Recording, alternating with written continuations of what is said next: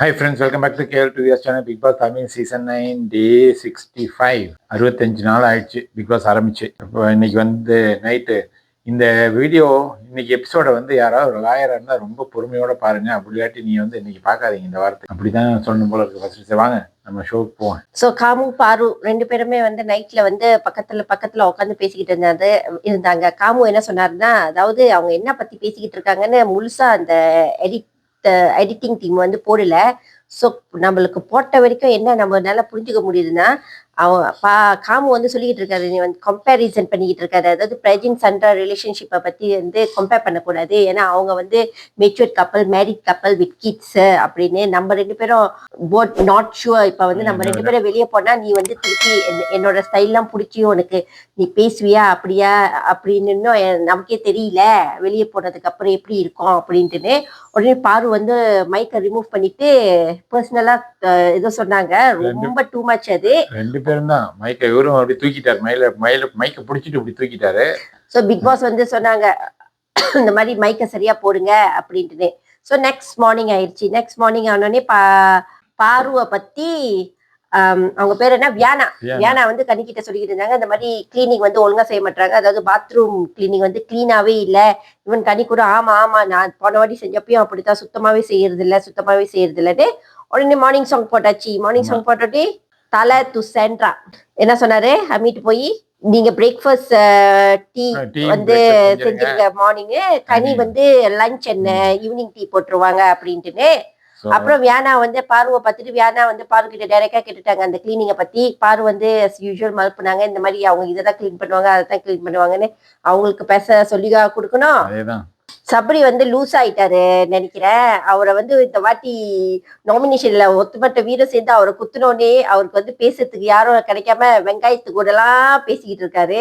ஆமா, அப்ப வந்து அந்த கிச்சன்ல வந்து ரம்யா காமுகிட்ட கேட்டுட்டு இருந்தாங்க, எப்படி வெளியில போய் உனக்கு என்ன கல்யாணம் பண்ணிவிடியா, வெளியில போன உடனே அப்படின்னு கல்யாணம் பண்ணிவிடியா, அப்படி என்ன பாருலாம் என்னாச்சு இல்லை விட்டுருவியா அப்படின்னு அதை பத்தி ஓட்டிட்டு இருந்தாங்க அவரை. அதுக்கப்புறம் பெட்ரூம்ல பாருவும் காமுவும் வந்து பாரு வந்து காமோட காதை கரிச்சுக்கிட்டு இருந்தாங்க.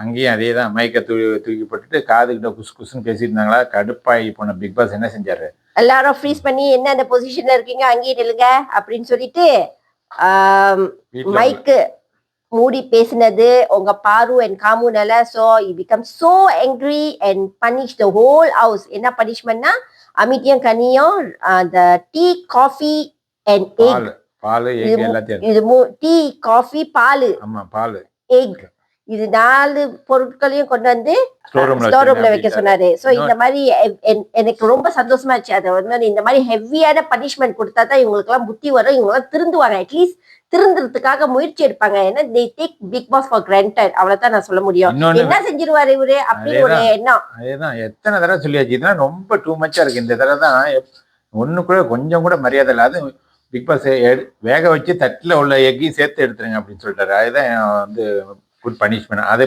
பனிஷ்மெண்ட் கொடுத்தும் இவங்க வந்து உண்மையா சீரியஸா சாரி கேட்குறவங்க ஒழுங்கா கேட்கணும். அதை வந்து என்னமோ விளையாடுற மாதிரி, அவர்கிட்ட வந்து விளையாடுற மாதிரி தான் சொல்லிட்டு இருக்காங்க. அது பார்த்தாலே ஒரு சின்சியாரிட்டியே இல்லை அவங்க கேட்கறதில்ல. இன்னொன்று, மற்ற ஹவுஸ்மேட்லாம் சேர்ந்து ஏதாவது பனிஷ்மெண்ட் கொடுத்துருக்கணும், அதுவும் ஒன்றும் சொல்ல, அப்படியே ஆடி சத்தம் போடாம தான் உட்காந்துருக்காங்க பார்த்துட்டு. ஸோ இதுக்கெல்லாம் வந்து நம்ம என்ன சொல்றதுன்னு தெரியல ஃப்ரெண்ட்ஸ். அப்புறம் வழக்காடு மண்டம் அப்படின்னு ஒரு டாஸ்க் ஸ்டார்ட் பண்ணாங்க. என்ன பண்ண போறாங்கன்னா, டாஸ்க் எல்லாம் பயங்கரமா தான் பிக் பாஸ் உட்காந்து யோசிக்கிறாங்க. ஆனா இவங்களுக்கு எல்லாம் இது வந்து ஏத்த டாஸ்கா அப்படின்னு தான் யோசிச்சு டாஸ்க் கொடுக்கணும். சோ வழக்கு பதிவு 3, ஒரு ஆள் வந்து 3 கேஸ் எழுதலாம் அந்த காட்டுல. சோ எல்லாரும் எழுதி இது பட்டோடனே மொதல் கேஸ் வந்து கானா அகெயின்ஸ்ட் ஆதிரை, அந்த அதுதான் ஃபர்ஸ்ட் கேஸா தேர்ந்தெடுக்கப்பட்டாங்க.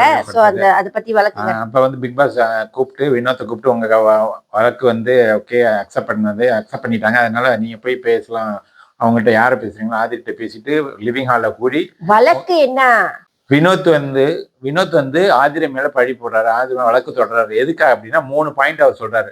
ஒண்ணு வந்து அவங்க வெளியில இருந்து வந்த உடனே இவர் வந்து காரணம், இவர் வந்து இந்த திவாகர் வெளியில போறதுக்கு இவர் ஒரு காரணம், அவங்க சொன்னது வந்து இவர் ஒரு காரணம், ஆனா இவர் எழுதுறது இவர் தான் காரணம் அப்படின்னு சொன்னதுனால 3 அதுக்கு ரிலேட்டடா 3 பாயிண்ட் சொல்றாரு. என்னன்னா, அவங்க சொன்னதுனால என்னோட நட்பு ஃப்ரெண்ட்ஸ் எல்லாம் வந்து என்னை விட்டு பிரியுறாங்க, ஒண்ணு அது வந்து டேமேஜ் பண்றதுக்கு. இன்னொன்று 2 வந்து மக்கள்கிட்ட வெளியில் வந்து என்னை வந்து மக்களுக்கும் அவங்க சேர்ந்து ஓட் பண்ணவங்களுக்கும் இவருக்கு வந்து அகேன்ஸ்டாக போகிறதுக்காக தூண்டுறாங்க. 3வது நான் தான் காரணம் அப்படிங்கிறதுக்கு இவருக்கு உடன்பாடு இல்லை. திவாகர் வெளியில் போனது, வாட்டர் மினிஸ்டர் வெளியில் போனதுக்கு நான் தான் காரணம் அப்படின்னு ஆதிரி சொன்னதுக்கு இதுக்கு உடன்பாடு இல்லை. இந்த 3ஐயும் சொல்கிறேன் இதுதான் அப்படின்ட்டு நம்ம விக்ரமை வந்து அவர் சைடு சப்போர்ட்டுக்கும் வழக்கறிஞராக இந்த ஆதிரை வந்து அரோராவை சூஸ் பண்ணாங்க. அவங்களுக்கு சாதகமாக வாதாடுற வக்கீலா. அப்புறம் வந்து ஜட்ஜையும் சூஸ் பண்ணோம். ஜட்ஜும் அவங்களே சூஸ் பண்ணோம். எனக்கு தெரியல ஏன் அவங்களே ஜட்ஜை சூஸ் பண்ணணும். ஜட்ஜு வந்து பொதுவாக வந்து பிக் பாஸ் ஒன்று நாமினேட் பண்ணலாம், இல்லாட்டி ரேண்டமாக ஜட்ஜ் சூஸ் பண்ணலாம். ஆனால் இவர் என்ன பண்ணார், ஒருத்தர் வந்து அமீரை சூஸ் பண்ணார், ஆதிரை வந்து திவ்யா சூஸ் பண்ணுறாங்க. ஸோ அதுலேயே வந்து என்னென்னா ஜட்ஜ்மெண்ட்டுமே ஒவ்வொருத்தரும் சப்போர்ட் பண்ணுற மாதிரி தான் போகுது. ஸோ இது வந்து எப்படி கோர்ட் வந்து நல்லா இருக்கும் எனக்கு தெரியல. ஸோ கோர்ட்ல வந்து வழக்கறிஞர் விக்ரமும் அரோராவும் வாதத்தை எடுத்து வச்சாங்க. ஒவ்வொரு வாதத்தையும் அவங்களோட வாதத்தை எடுத்து வச்சாங்க. விக்ரம் வந்து என்ன சொன்னாருன்னா, வாட்டர்மெலன் போனதுக்கு காரணம் வந்து இவர் இல்லை, வாட்டர்மெலனே அவர் போனதுக்கு அவரே தான் காரணம். ஏன்னா அவர் வந்து ட்ரிகர் பண்ணுவாரு, வார்த்தையை விடுவாரு, அக்செப்டன்ஸ் இல்லை, இந்த மாதிரிலாம் ஒரு ஒரு பாயிண்ட்ஸ் எடுத்து வச்சாரு. அரோராவும் சில பாயிண்ட்ஸ் எடுத்து வச்சாங்க. ஆனால் ரொம்ப வாவுன்னு சொல்ற அளவுக்கு அவங்க பாயிண்ட்ஸ்லாம் இல்லை. அப்புறம் வந்து 2 நீதிபதிகளுக்கும் டிஃப்ரெண்ட் ஜட்ஜ்மெண்ட் வந்து டிஃப்ரெண்டா இருந்துச்சு. அமித் என்ன சொன்னாருன்னா, வாட்டர்மெலன் போனது வந்து வினோத் காரணம் இல்லை அப்படின்னு சொன்னாரு. ஆனா திவ்யா என்ன சொன்னாங்கன்னா, உங்க வளர்ச்சியை வந்து யாராலையும் தடுக்க முடியாது. ஸோ உங்க வளர்ச்சியை வந்து தடுக்கணும்னா நீங்க நடந்துக்கிறதுல தான் இருக்கு அப்படின்னு சொன்னாங்க. அப்புறம் கானா வினோட்டு அவருக்கு வந்து என்ன எப்படி பிஹேவ் பண்ணணும்னு ஒண்ணுமே புரியல. அவர் வந்து கோட்டையே இதே வந்து நிஜ கோட்டா இருந்துச்சுன்னா ஒரு கோட்டை அவமதிக்கிற மாதிரி தான் அவரு நிஜமா நடந்துகிட்டாரு. அப்புறம் திவ்யாக்கும் பாருக்கும் ஒரு வாக்குவார்த்தை மாட்டிக்கிச்சு. பாரு பேசுற நடுவுல வந்து அவங்க ஒரு ஆடியன்ஸு மக்களா உட்காந்துக்கிட்டு அவங்க பேசுறாங்க. கானா மீனோது வந்து அந்த கூண்டுல நின்னதுக்கு அப்புறம் வந்து ஆடியன்ஸ்ல ஒருத்தல உட்காந்துட்டாரு. அவரு வேற பேசுறாரு. அப்புறம் அந்த வெள்ளை சட்டை போட்டிருந்தாரு எஃப்ஜே, அவர் என்னது டபாலி சம்பந்தம் இல்லாம பேசிக்கிட்டு இருக்காங்க. மக்கள் கிட்ட டைரக்டா வந்து ஜட்ஜஸ் பேசுறாங்க. இருங்க, நான் சொல்றேன். ஓகே, ஸோ இது வந்து நான் கொஞ்சம் அந்த 24/7 பார்த்தேன். அதில் வந்து கேட்டுட்டு இருந்தேன். அப்போ வந்து என்னன்னா, பிக் பாஸ் வந்து வெரி கிளியராக சொல்லிட்டாரு. முதல்லயே வந்து கோர்ட்டில் வந்து நீங்கள் அந்த செக்ஷன் நம்பர்லாம் எதுவும் சொல்லக்கூடாது. அதே மாதிரி வேறு ஏதாவது வெளியில் நடக்கிற அந்த கோர்ட்டில் நடக்கிற மாதிரிலாம் ஒன்றும் சொல்ல வேணாம். நீங்கள் வந்து என்னென்னா அந்த செக்ஷன் நம்பர்லாம் யூஸ் பண்ண வேணாம், நீங்கள் பேசுங்க. அது கோர்ட்டில் என்ன நடக்குமோ அந்த ப்ரொசீஜர் எல்லாமே ஃபாலோ பண்ணணும், அமைதியாக இருக்கணும், கூச்சல் குழப்பம் போடக்கூடாதுன்னு கிளியராக சொல்லி தான் உள்ளே அனுப்புகிறாரு. உள்ளே அனுப்பி இவர் வந்து என்னென்ன வக்கீல் வந்து வினோத்துக்கு சப்போர்ட் பண்ணார்ல, அவங்க எடுத்தாங்கன்னு வந்து பேரை கெடுக்கிறாங்க அப்படின்ட்டு ஃபர்ஸ்ட் எல்லாம் வாதாடினாங்க. 2 பேரும் வாதாடிட்டு அப்புறம் என்ன பண்ணாங்க, இந்த ஜட்ஜுக்குள்ளே 2 பேருக்கும் பயங்கர வாக்குவாதம் வந்துருச்சு. 2 பேர் வாக்குவாதம் வந்துட்டு அமித் வந்து கரெக்டாக சொல்கிறார், நீங்கள் வந்து என்னென்னா இங்கே உங்கள் வாதாடுறதை வச்சு தான் நம்ம பேச முடியும். என்ன கேஸ் வருதோ அதில் என்ன யாரெல்லாம் வந்து வாதாடினாங்க, சாட்சி சொன்னாங்க, அதை வச்சு தான் பேஸ் பண்ணணும். திவ்யா என்ன சொன்னாங்க, இல்லை எனக்கு நான் அந்த சுச்சுவேஷனில் இருந்தால் அவர் என்ன சொன்னார்னு எனக்கும் தெரியும். அது இல்லாமல் நான் வெளியில் மக்கள்லாம் என்ன தீர்ப்பாங்கன்னு பார்த்து தான் யோசித்து தான் தீர்ப்பெடுப்பேன் அப்படின்னு அவங்க சொல்லிட்டு இருந்தாங்களா. இவர் வந்து சொல்லியிருந்தால முடியாது அப்படின்ட்டு இவர் என்ன சொன்னார், இந்த 3 பாயிண்ட்ல ஃபர்ஸ்ட் பாயிண்ட் 2 பேரும் ஒன்றா தான் சொன்னாங்க. ஓகே, அவங்க வந்து பேரெல்லாம் கிடைக்கல, நட்பெல்லாம் உங்களால் அவங்க வந்து சொன்னதுனால நட்பெல்லாம் குறைஞ்சிடாது அப்படின்னு சொன்னாங்க. ஆனால் கடைசியில் 3வது பாயிண்ட் இவர் வந்து பண்ணுறது அவங்க டேமேஜ் பண்ணது சம்ஹவ் ஓகே அப்படின்னு இவர் சொல்கிறாரு, அமித் சொன்னார். அவங்க வந்து ஆதிரிக்கு சப்போர்ட் பண்ணாங்க, அதெல்லாம் ஒன்றும் இல்லை அப்படின்னு சொன்னாங்க. இவர் பண்ணுறதுனால தான் அவங்க அப்படி சொன்னாங்க, அது ஒரு காரணம் அப்படின்ட்டு. இதனால பிக் பாஸ் வந்து அதன் தீர்ப்பு வந்து 2 பேரும் டிஃப்ரெண்டாக இருக்கிற மக்கள் கொடுத்துட்டாரு, மக்கள் மன்றத்துக்கு கொடுத்துட்டாரு. மக்கள் மன்றம் கொடுத்தோன்னா அந்த ஆடியன்ஸ் தான் சூஸ் பண்ணணும். அதில் சூஸ் பண்ணி தான் மறுபடியும் எல்லாம் கலந்து ஆலோசித்து மறுபடியும் வினோத் வின் பண்ணாரு அப்படின்னு நினச்சிட்டேன். அவருக்கு சாதகமாக முடிஞ்சிச்சு வழக்கு. ஆனால் இதில் சொல்ல வேண்டியது முக்கியமாக என்னென்னா, ஒன்று கூட மறுபடியும் இந்த வாரமும் பார்த்தா இப்போ யாராவது ஜட்ஜாக இருந்தால் உண்மையிலே பயங்கர கோவம் வந்துடும் அவங்களுக்கு. ஏன்னா எதுவுமே அங்கே வந்து ஃபாலோ பண்ண மாட்டாங்க. இந்த வினோத் இருக்கார், ஐயோ அவர்கிட்ட வந்து நம்ம முடியல. டோட்டலாக அவரால் செல்ஃப் என்னது கண்ட்ரோலே கிடையாது. டோட்டலாக எங்கே என்ன பண்ணணும், ஜட்ஜ் திரும்ப சொல்லிட்டு இருக்காங்க ஜட்ஜஸ், நீங்கள் பேசக்கூடாதுன்னா அதே தான் கத்திக்கிட்டு இருக்காரு எங்கே போனாலும். இதுக்கு எதுக்கு இந்த வழக்காடு பண்ணுறோம் அப்படின்னு தான் எனக்கு தோணுது. முதல் வழக்குலேயே இப்படியா 2 மணி நேரம் 3 மணி நேரம் 4 மணி நேரம் ஓடிட்டு இருக்கு இந்த வழக்கு. என் மண்டையில என்ன தெரியுமா ஃப்ரெண்ட்ஸ் ஓடிச்சு, ஒரு கேஸ்க்கே இப்படின்னா இன்னும் மற்ற கேஸ்க்கு பிக் பாஸ் தான் மண்டியை பிச்சுக்கிட்டு பைத்தியக்கார ஹாஸ்பிட்டல்ல போய் உட்காந்துடும் அப்படின்னு தான் எனக்கு தோணுச்சு. அப்புறம் ஆதிரை இதான் சாக்குன்னு ஒரு ஒரு இந்த ஒரே வார்த்தையை பிடிச்சிக்கிட்டு நட்பு, அவங்களுக்கும் எஃப்ஜேக்கும் நட்பு அப்படின்னு ஒரு வார்த்தை வந்து வினோட சொல்லிட்டாராம். அதை பிடிச்சிக்கிட்டு தொங்கிக்கிட்டு இருந்தாங்க. எனக்கு புரியல. நட்பு நட்புனா என்ன? நீ செஞ்சதோடைய நட்புன்றத வார்த்தை கொச்சையான வார்த்தை. அதுதான் அதுக்கு என்ன சொல்றாங்க ஆனா வினோத் என்ன சொல்றேன்னா, இல்ல டபாலி வந்து ஒன் சைடா இருக்காரு. டபாலி வந்து அந்த பக்கம் பேசிக்கிட்டே இருக்காங்க. அப்ப கேட்க மாட்டாங்க. நாங்க பேசினா மட்டும் சைலண்ட் சைலண்ட் கத்துறாரு அப்படின்னு அவர் சொல்றாங்க. இது ஒரு பெரிய வாக்குவாதம் ஓடிட்டு இருந்தது.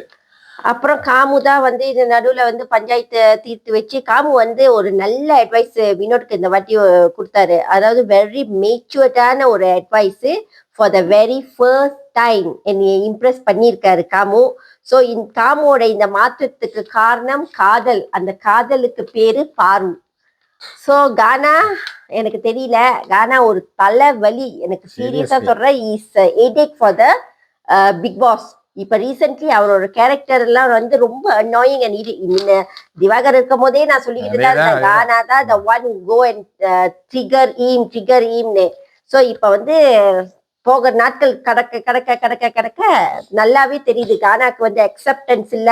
யாராவது கிரிட்டிசைஸ் பண்ணா அவரை வந்து அவரால ஏத்துக்க முடியாது. நோ லிசனிங், லிசன் பண்ணிக்கிற தன்மையே அவருக்கு இல்ல. அந்த மத்தவங்க என்ன சொல்றாங்கன்னு அவர் கேட்கவே மாட்டாரு. கேட்கறதுக்கு முன்னுக்கே அவர் கட் பண்ணிடுறாரு. நாங்க வந்து பேசக்கூடாதுன்னு திரும்ப திரும்ப அதே தான் பேசிட்டு இருக்காரு. ஜட்ஜி வந்து என்ன கேட்பாங்க, லாயர்கிட்ட தான் பேச முடியும். அவங்க சொல்றாங்க அப்பயும் வந்து சபையை டோட்டலா அந்த வழக்காடு மன்றத்துக்குள்ள ரெஸ்பெக்டே கொஞ்சம் கூட கிடையாது. இது இவங்க செய்யறது அதே மாதிரிதான் இந்த உள்ளுக்குள்ள மேல ஜட்ஜ் பண்ணதும் அப்படிதான் 2 பேரும் அடிச்சுக்கிட்டாங்க. 2 பேரும் ஆல்மோஸ்ட் பேசிக்கிட்டாங்க. சவுண்டா தான் பேசிக்கிறாங்க வேகமா. இதுல வந்து கேஸ் பல அவரா நடந்துச்சு. கேஸ் முடிஞ்சதுக்கு அப்புறம் பிரச்சனை பல அவரா நடந்துச்சு. அப்புறம் ஒரு வகையில ஒரு தீர்வு காணிச்சாங்களா என்னன்னு தெரியல. காணிச்சிட்டாங்கன்னு நினைக்கிறேன். ஒரு அவர்ல அதை தான் காட்டினாங்க. அப்புறம் வியானாவும் விக்ரமும் சேர்ந்து உட்காந்துக்கிட்டு பாருவும் கானாவையும் பத்தி அவங்களோட பிஹேவியரை பத்தி கொஞ்சம் கோசி பண்ணிக்கிட்டு இருந்தாங்க. அப்ப இதோட இந்த எபிசோடு முடிஞ்சு விட்டது. ஸோ அடுத்தது என்னென்ன கேஸ் வருது அப்படின்னு பார்ப்போம். நான் ரொம்ப எதிர்பார்ப்போட வெயிட் பண்ணிக்கிட்டு இருக்கிற கேஸ் வந்து திவ்யா வந்து சென்ட்ரா மேல கேஸ் போடணும். அதாவது ஏன் சென்ட்ராவோட பிஹேவியர் வந்து திடீர்னு மாறிடுச்சு, ஏன் அவங்க வந்து கோமா இருக்காங்கன்னு அப்படின்னு ஒரு வழக்கை வந்து திவ்யா அந்த கோர்ட்டுக்கு எடுத்துட்டு வரணும்னு நான் ரொம்ப ஆர்வத்தோட வெயிட் பண்ணிட்டு இருக்கேன். அதே மாதிரி உங்களுக்கு ஏதாவது வழக்கு வந்து நீங்க எதிர்பார்த்துக்கிட்டு இருந்தீங்கன்னா கமெண்ட்ல போடுங்க. ஓகே ஃப்ரெண்ட்ஸ், இந்த வீடியோ உங்களுக்கு பிடிச்சதா மறக்காம லைக் பண்ணுங்க, ஷேர் பண்ணுங்க, சப்ஸ்கிரைப் பண்ணுங்க. பாய்.